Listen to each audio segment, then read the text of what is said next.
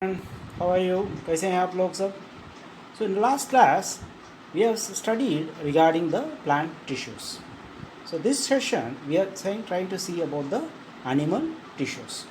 So tissues, as you know, that is nothing but assemblage of the cells which are similar in the shape and performing a particular functions.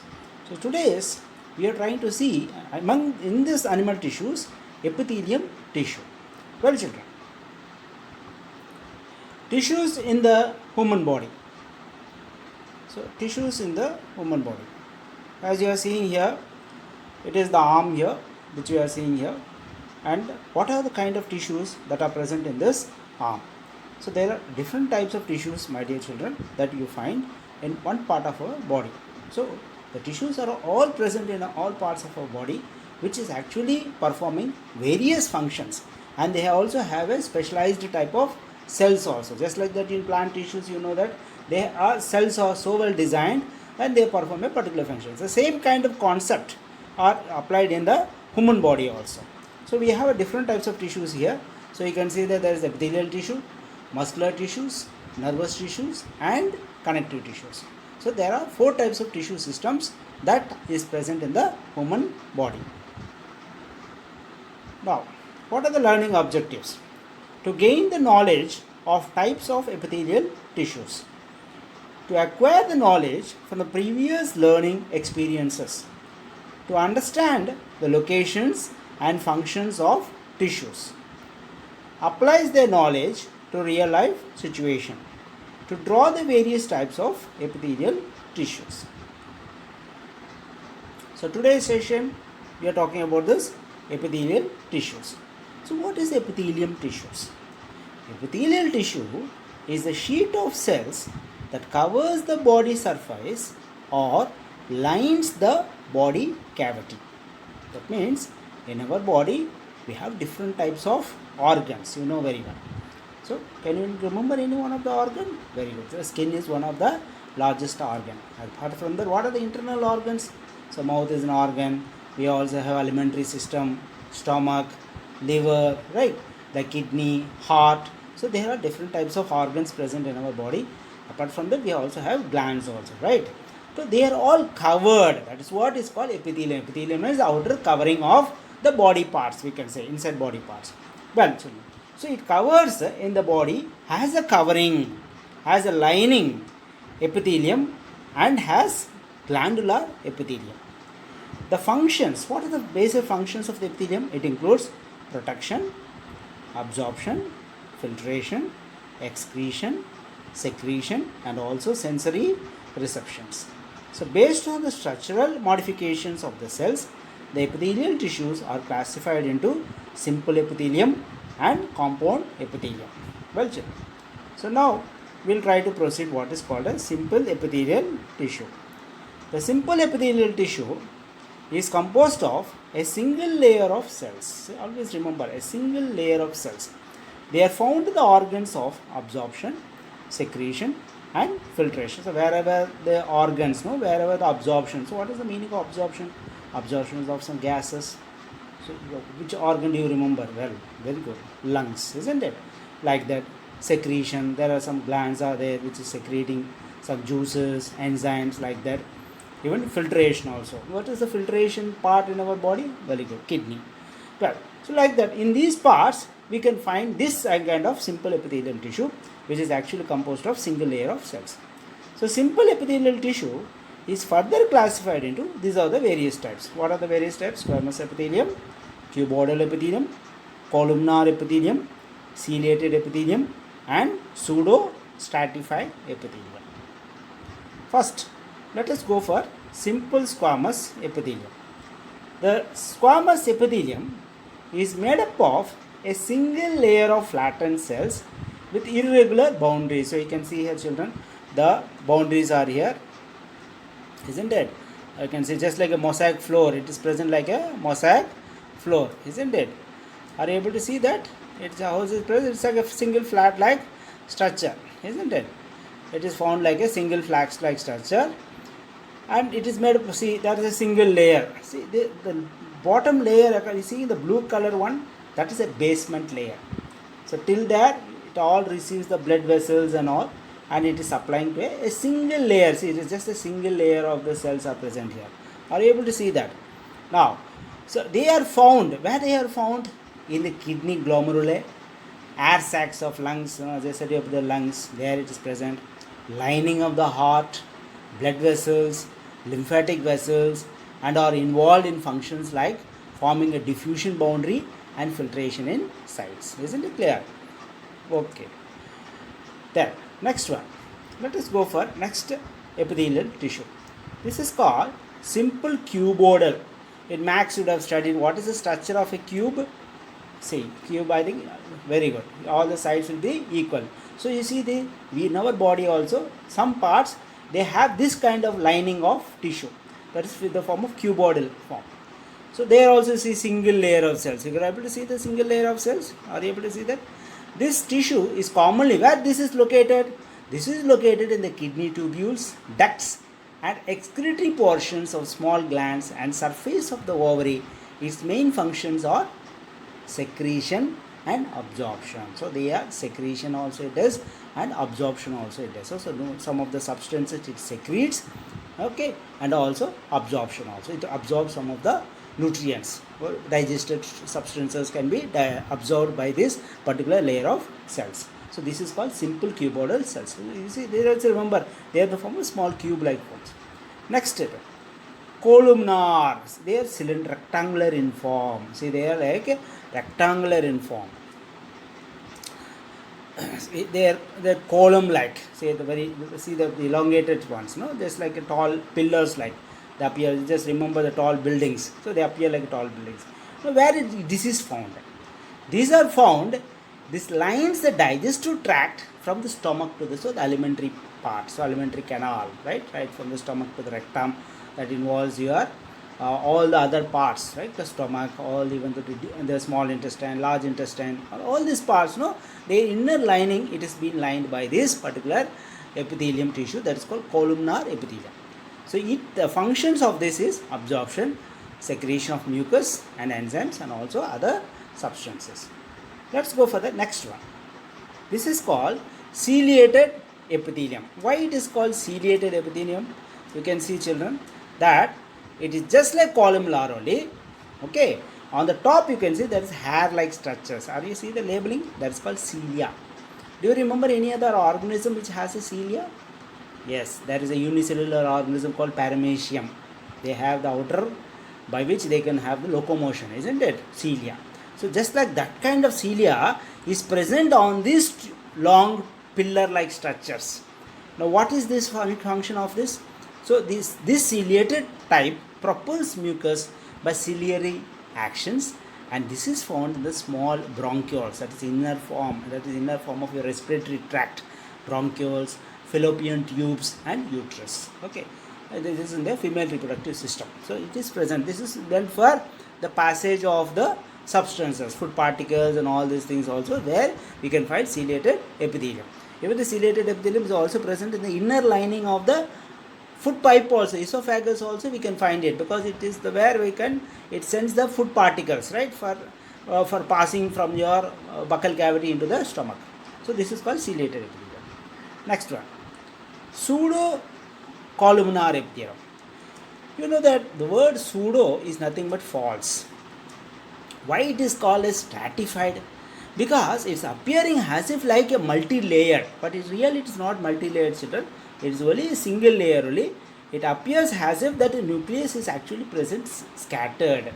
Okay, this is actually a single layer only. It appears like a multi-layered. That is why it is called pseudo-stratified columnar epithelium. And although the epithelium is single layered, but it appears like a multi-layered. Okay, so where this is found? It is found in the tubular glands, in the endometrium, that is in the uterus part. No, there are three parts in the female uterus part, that is endometrium region. In endometrium region we will find this pseudo-stratified columnar epithelium. Right. Next. So that is all what we studied about the simple epithelium. Now we will study about the compound epithelium. Why the word compound epithelium is there? Compound epithelium is nothing but it's made up of more than one layer, that's multi-layered of cells, and thus has a limited role in secretion and absorption. So their role is very less here. So from this, what kind of idea are you getting here? So simple means something specialized function it is doing, like diffusion process, absorption, secretion. But so for that particular thing, they should have a single layer of cells. Now if the cells are more in number, the function is changing. So they are more specific for some other thing, right? So the compound epithelium, my dear children, it is of two types, stratified and transitional. Now first, let us go for stratified epithelium. What is called stratified epithelium? The main function is to provide protection. See here, protection. So function is changing because it's having more layers, isn't it? Protection against chemical and mechanical stresses. They cover the dry surface of the skin, the moist surface of buccal cavity, pharynx. Okay, these are the parts. No, the pharynx is the part which enters into the esophagus, right?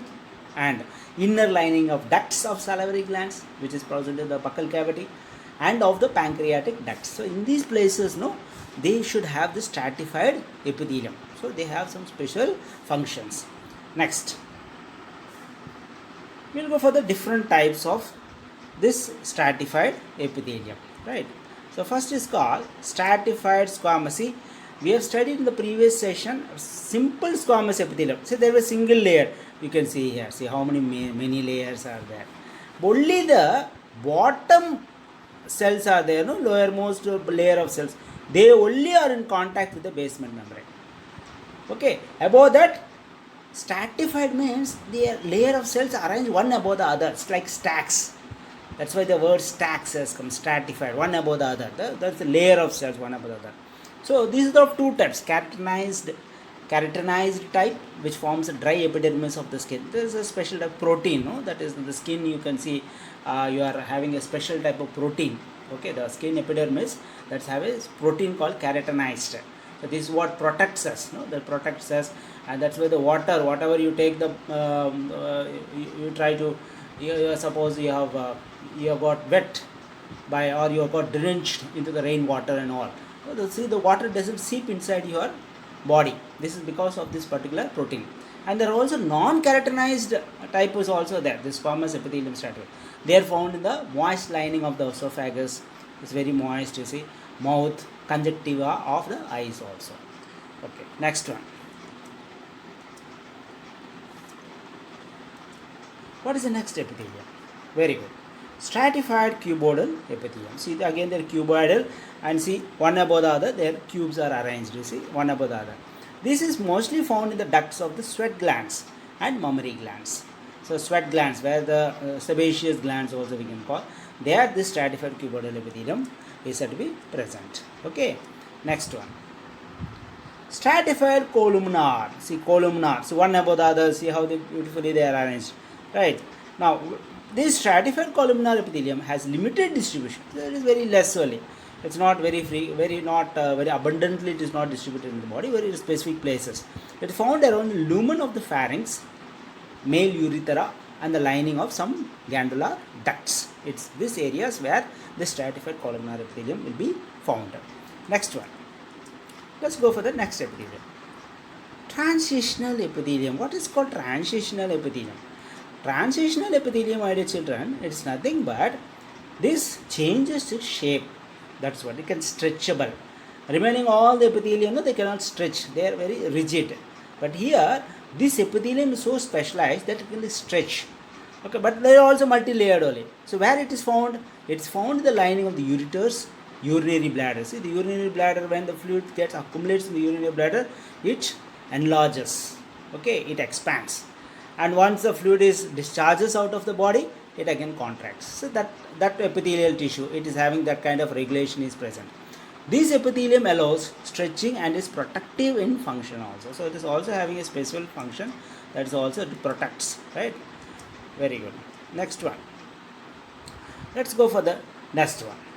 There are also some epithelium called glandular epithelium. So you can remember some glands are present in our body. Can you remember any one gland? Very good. There is salivary glands. Yes, we have saw that. Pancreas is also a gland. So some glands are there which is especially secrete certain substances. Okay, there are two types also there. That is what you can say, exocrine gland and endocrine gland. So in this, we have some special type of cells, this cuboidal and columnar cells, no, they do some special function that's specialized for secretion, and that's why it is called glandular epithelium, okay, or called glandular epithelium.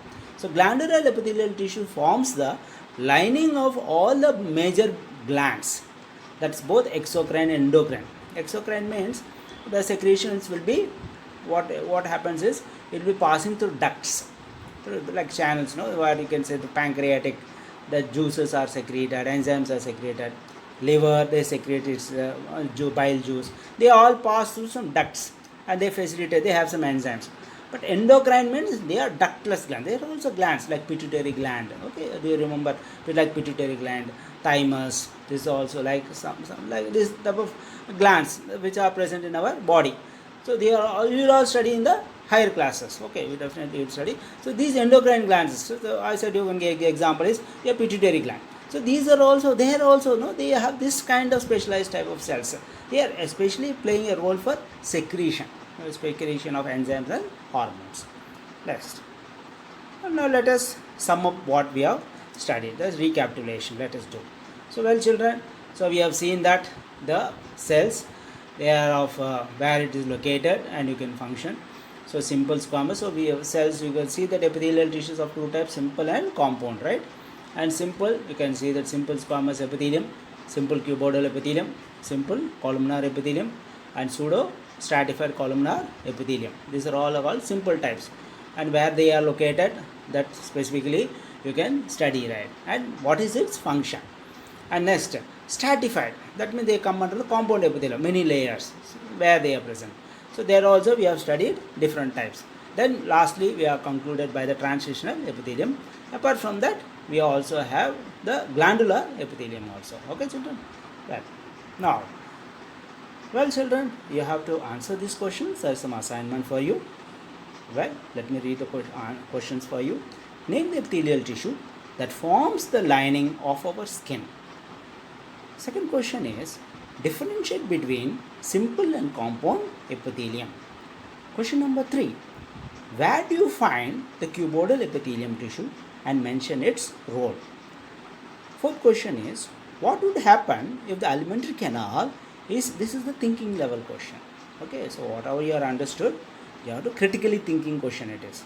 It is, alimentary canal is lined by stratified epithelium tissue. So you should know what is the alimentary canal, actually it is lined.